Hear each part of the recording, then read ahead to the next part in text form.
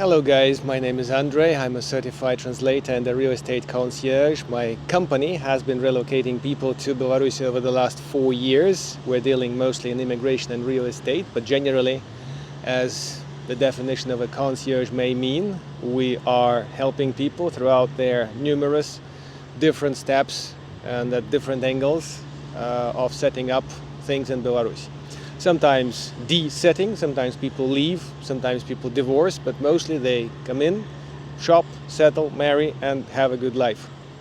Today we are going to quickly cover the local and global headlines, mostly local of course, so that you could have understanding of where it's all going over here on this end from a perspective of a local, kind of biased, and at the same time I'm trying to be neutral, kind of client-oriented without being too much profit-oriented. That's the nature of my business. And maybe you'll conclude whether or not it's a good time to travel and whether or not it's a good time to settle. Let's get started.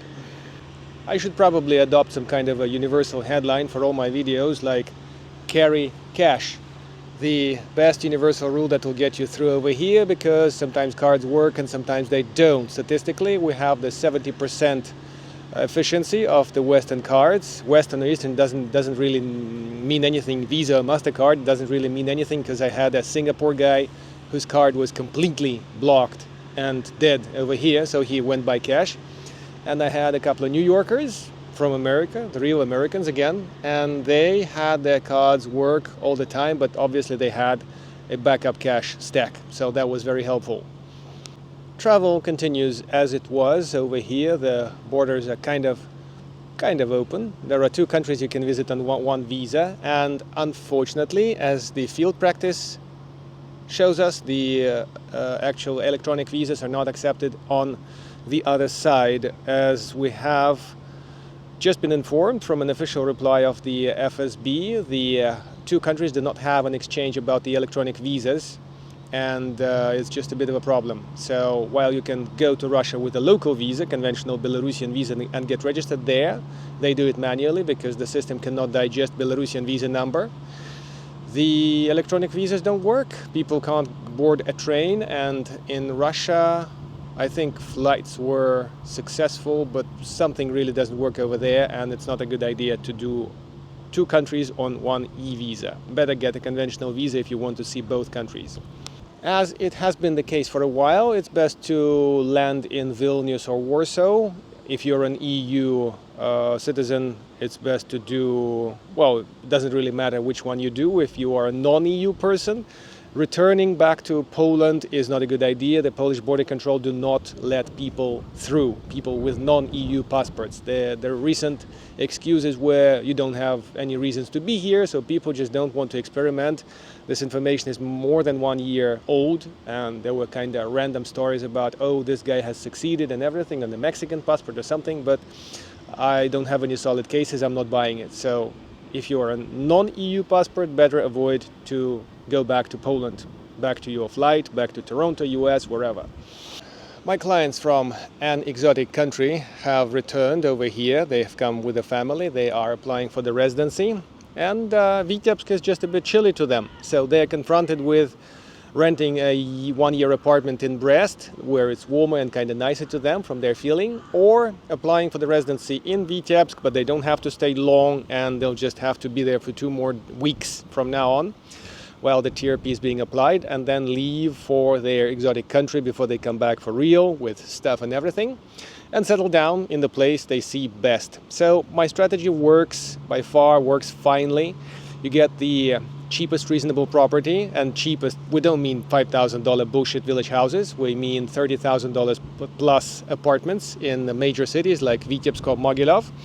You keep them, you rent them, you do whatever you like with them, but this is your reason to get the residency. And then as you pick your best preferred city, you rent out there, you live a little longer, you might sell this one and buy yourself the real property of your dream, your next 5-year plan or something like this. And by far we just keep renting them out, which is sensible side income, which will at least justify your flights back and forth, kind of make them a bonus while you are gathering your stuff and while you are improving your plan. I think it's just a good idea. So if you have any real real serious plans to shop, please message me for a consultancy. The contacts are over here, or underneath every video of mine. There are links, there are contacts, there is everything. Just like my donation links, which mostly people tend to ignore these days, but well, such is life. Many thanks to patrons, by the way, they keep with me monthly, and I'm having that $100 monthly, which is really sweet and helpful. A little bit of fun mixed with a little bit of economics. Belarusians started drinking vodka, buying vodka 2.6% less. Hard to tell where to link this, because in Russia they actually picked up using it. The statistics may be altered by the Russian holiday makers. They come here in large numbers, and it's really hard to tell which vodka is ours and which is not. But generally they're switching to beers and lighter stuff. Those who traveled here, I normally took to a village shop to see the local drinkscape, so to speak, with pricing and everything, what kind of things are preferred daily, what kind of things are for special occasions. So vodka is becoming more like a stereotype, although the drop is not overly dramatic, you may agree with that. The oncoming holidays have altered our bureaucracy over here. TRP applications, extensions and everything have to be balanced around the May the 1st and May the 9th. These are red letter days. Well, 1st of May is really kind of insignificant and historic. 9th of May is a big deal. We'll talk a little bit later about the parade, but generally that's the only holidays in town, and May the 9th is when you really have everything closed. We have everything closed and not working. And then there's a weekend, and then everything is back to normal. There is no shift of a holiday. There is no replacement, and there's no Saturday, working Saturday instead of this holiday, because it's a main holiday, big deal. And while yesterday the working day was shifted to the previous Saturday, there's nothing like that going to happen through the May, so the schedule, the calendar will be balanced. In light of the longer holidays, there's a havoc at the border. A lot of people are driving to Poland because it seems to be the most liberal country, letting Belarusians on Belarusian plated cars back in. There are pretty bad lines, and people are kind of struggling to get there through the holidays. Well, the holidays are ongoing, because with hundreds and hundreds of vehicles, with the other side working kind of slow, it's a bit hard to see when they are going to actually cross into the flourishing West. Well, that's not a problem for the Belarusian plated cars owned by the EU owners. There are loopholes for them. I believe one of the countries, be that Lithuania, is actually letting them through if they're not going on business, which is kind of easy to prove. And that's the fastest way to drive into Europe if you have to. And let me remind you that if you are coming in on a car on foreign plates, you just have to clear it with the customs every 6 months. If you are buying it locally, that may be a more regular solution to your trouble. If you're mostly in Belarus, inside the country, that would be the best long-term solution. Speaking of the cars, while I'm on the subject, the speed fines are a bit hard to track for the foreigners, so that may be a problem because you only have 5 of them in a year before your TRP gets cancelled. Not having valid certificate of registration, technical examination are offenses as well, so you have to be very mindful of that. Having a valid driving license is also a big thing, so driving without one or without it being properly translated is a bad idea. So you may want to check all these things before you are pushing the ignition, so make sure you have checked these things. And while we are talking traffic and traffic cops, I had an interesting case with one of the clients. He was accused of parking his car into somebody else's number plate, got it bent, got the bumper smashed. He says it wasn't him, and the cops actually stitched some evidence which was not quite 100% evidence the way I see it. When it comes to things like that, when I'm in the room as a translator, I'm no lawyer, but as a service provider to my client, I'm trying to go out of my way, as they say, like this expression, by the way, if that's a positive client, of course, and basically play it his way as much as I can. Just like we had this story with 3-day registration fine. In one of my earlier videos, I described this little bureaucracy trick. The cops basically are seeing something the video doesn't show. The problem is that rejecting objecting. The police statement over here may be long and troublesome, so the client decided to just go with what the cops say, pay the fine. And we will see how much that will affect his residency, because that's 2 offenses out there: traffic accident and walking away from the traffic scene. If something happens, God forbid, do not leave the scene. Basically, if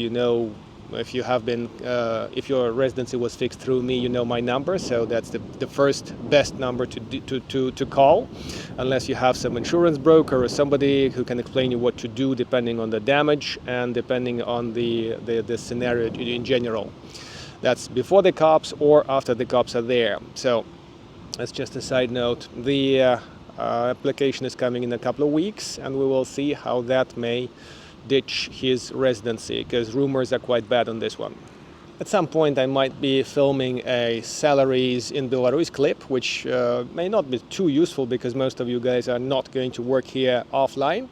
I know just a couple of guys who do that, and mostly it's online jobs that people come here with that allow them fairly lavish lifestyle, fairly nice setups. The agricultural company somewhere in Brest region is offering $300 to a veterinary, not so much, major breeding specialist or something, $1,000, and a tractor operator between $700 to $1,000, manager of the department about $700 to $800, and an HR specialist of roughly $400 to $500. Doesn't seem bad for the province, but every salary you are considering has to list all the taxes and everything, and that may be a pretty dramatic change. So be careful when you're considering employment and discuss all the angles, and consult with somebody who is a third party, who's not in this context. Eventually, May the 9th, the key holiday of the year, which has its special historic context, and I would agree with that, is the main holiday in town. It's going to be with a parade. It's going to be a joint parade with us and Russians and a few other, shall we say, friendly republics. The airport tight security is going to be there, so please be careful about what you bring, like waters, cameras, and everything. Leave all the guns and knives at home. And this is going to be from 11 o'clock ceremony in Victory Square, as far as I know. I may be wrong, but normally it happens after the ceremony in Moscow, up till 23 o'clock, when there is a bunch of fireworks in the center. They're going to be safer than in the previous years, because there were little, shall we say, wrinkles about the fireworks in the past. And let's hope the holiday will go through unmarred, unhampered, and on a positive note, let's say.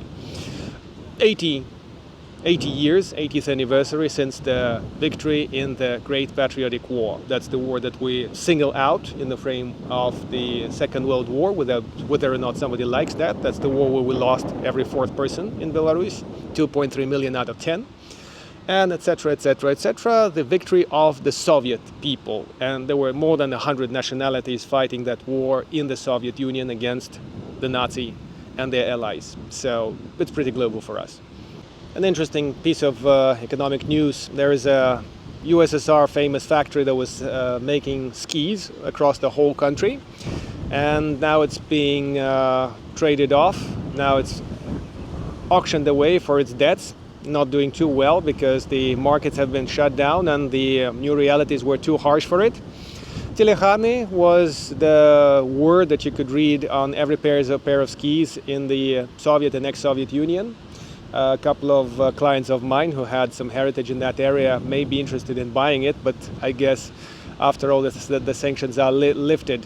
And hopefully there won't be too many factories going down like that, but times are pretty tight and the sanctions are not working too well for us. On the same note, there is a synagogue building sold in Kobrin. There's a huge building out there being out to use for a while. So the new owner has gone bankrupt and is getting rid of the property as well. Pretty big thing, but the place is kind of too far away from everywhere to get revived as synagogue for sure. Maybe some local capitalists will kickstart it again into a museum or something, but that makes little economic sense to me personally. So I'm not buying it either.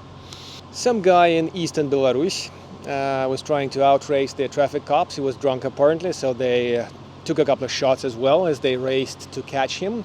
The drunk driving under intoxication is an offense over here. There are local ways to measure intoxication. I will not trouble you with those. You'll Google for yourself. And that's, according to some traffic cops, one of the major issues with the foreigners, interestingly enough.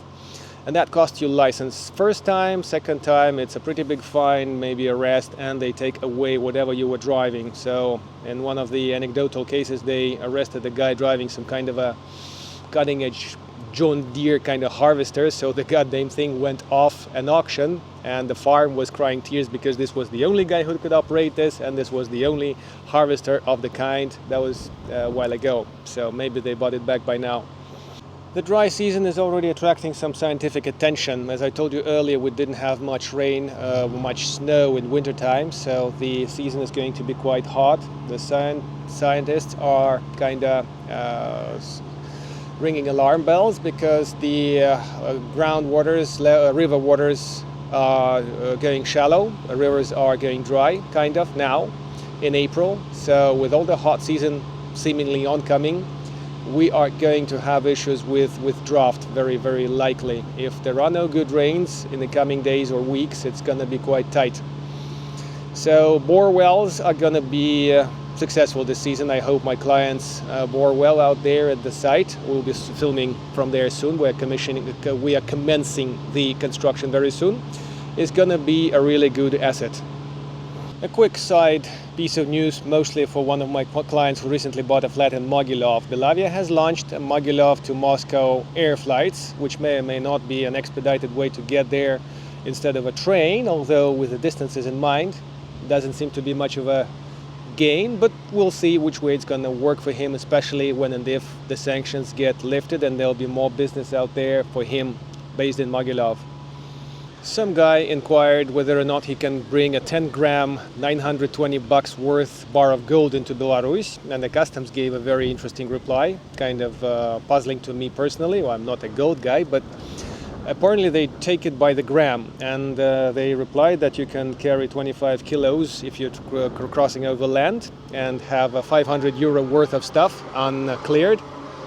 In their reply, the customs people are referring to the kilos of stuff you can bring in. If it's not a flight, it's 25 kilos or 500 euro worth of stuff, which comes tax-free. The rest is subject to tax by 30%. So given that it's roughly $920 and it's 500 euro, they're going to tax the remaining 300 euro something by 30%. It's $100 payment, if I got it right.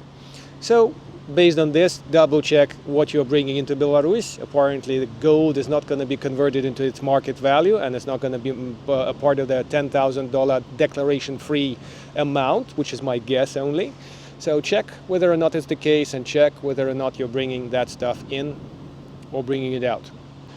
An interesting and somewhat handy innovation for the insurance. There is a bunch of innovations, but the most crucial one, you can get one policy for both countries, Russia and Belarus, and you can do it online. You'll have to print out the policy if you're driving to Russia, which is kind of handy because a lot of my refugees, my clients, are looking to find some business opportunities, or at least to improve their logistics, their travel through Russia. So now that the TRP allows one to go to Russia, and this has been very much test-driven, field tested, so to speak, they are also taking rides, taking trains, and this is working for them. So this little bureaucratic improvement is kind of cool.